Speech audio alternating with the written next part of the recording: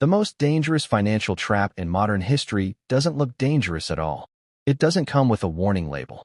It doesn't feel like debt. It doesn't feel like a mistake. In fact, it feels amazing. You tap a card. You walk away with something you couldn't afford 5 seconds earlier. No pain. No hesitation. No consequences. At least not yet. And that's exactly why millions of people fall into the same trap every year. Not because they're irresponsible. Not because they're bad with money.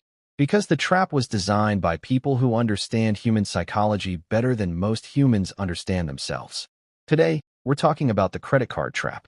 And by the end of this video, you'll understand why some people spend decades trying to escape it, while others use the exact same tool to quietly build wealth.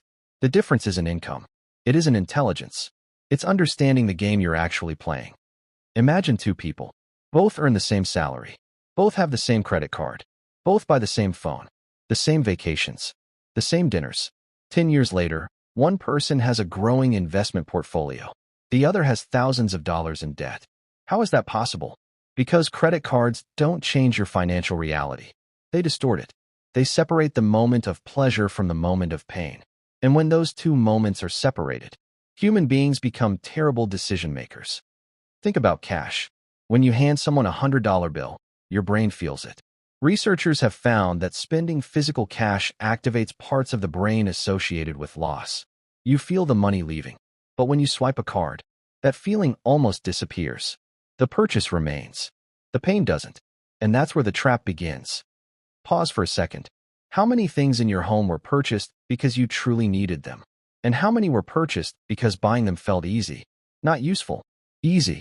There's a difference. Credit cards changed something fundamental. For most of human history, if you wanted something, you had to earn the money first. Now, you can have the reward immediately. The payment comes later. Your brain loves this arrangement. Your future self doesn't. A bank doesn't make money when you use a credit card. A bank makes money when you carry a balance. Think about that. The ideal customer isn't the person who pays everything off. The ideal customer is the person who believes they'll pay it off soon. Next month. After the bonus. After the raise. After tax season. After one more paycheck. Soon. Soon becomes a year. A year becomes 5. And suddenly, you're paying interest on things you don't even own anymore. The restaurant meal is gone. The vacation is over. The clothes are sitting in the back of a closet. But the debt remains. This is where the trap becomes invisible. Most people don't wake up one day and decide to go into debt. It happens gradually. A few $100s. Then 1,000. Then 3,000. Nothing feels urgent because minimum payments exist. And minimum payments create one of the greatest financial illusions ever invented. They make a serious problem feel manageable. Let's say you owe $8,000. Your statement arrives. The minimum payment is $160. Your brain sees $160. Your actual problem is $8,000. But psychologically, you've been trained to focus on the smaller number. And that's exactly what keeps people trapped. Because minimum payments don't solve debt. They normalize it. Here's something even more dangerous. Lifestyle inflation. The moment your income increases, your spending quietly follows. You get a raise. You upgrade your car. You upgrade your apartment. You upgrade your vacations. You upgrade your subscriptions. Your income doubled. Your savings didn't. Now you're earning more money than ever. And somehow still feeling broke. Why? Because human beings adapt incredibly quickly. The things that once felt luxurious become normal. The expensive car becomes your car. The fancy apartment becomes your apartment. The premium lifestyle becomes your baseline. And once something becomes normal, you stop appreciating it. You simply pay for it. Every month. Again and again. This is why high-income professionals often struggle financially. Doctors, lawyers, executives, engineers. People assume income automatically creates wealth. It doesn't. Income creates opportunity. Behavior creates wealth. Those are not the same thing. Pause and think about this. If someone earning $60,000 saves 20% of their income, and someone earning $250,000 saves nothing, who is actually moving toward financial freedom? The answer seems obvious. Yet millions of people live as though the opposite is true. The credit card industry understands this perfectly. That's why rewards programs are so powerful. Cashback, travel points, airport lounges, exclusive benefits. These things make spending feel smart. even when it isn't. Now don't misunderstand. Rewards aren't bad. But many people spend money they weren't planning to spend just to earn rewards worth a tiny fraction of what they spent. It's like paying $100 to receive $2 and feeling proud about it.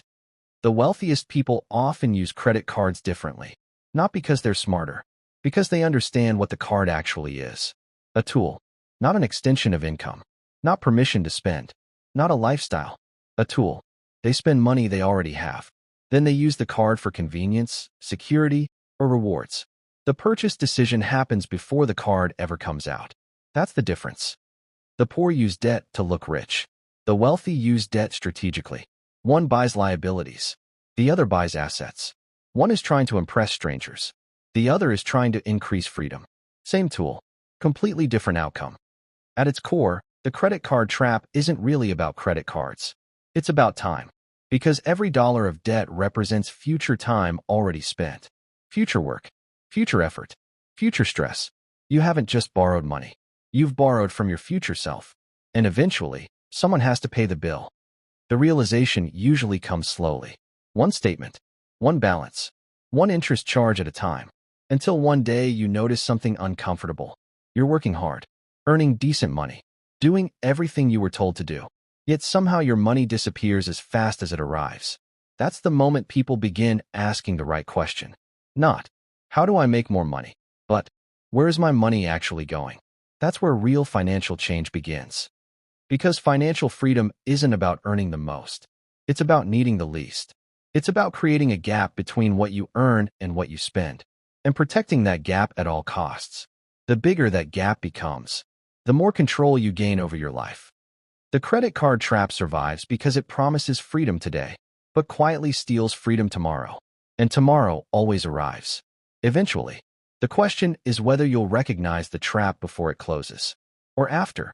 Because the people who build wealth aren't always the people who earn the most money. They're usually the people who understand one simple truth. Every swipe is a choice. Not just about money, but about the future you're buying. And the future you're giving away.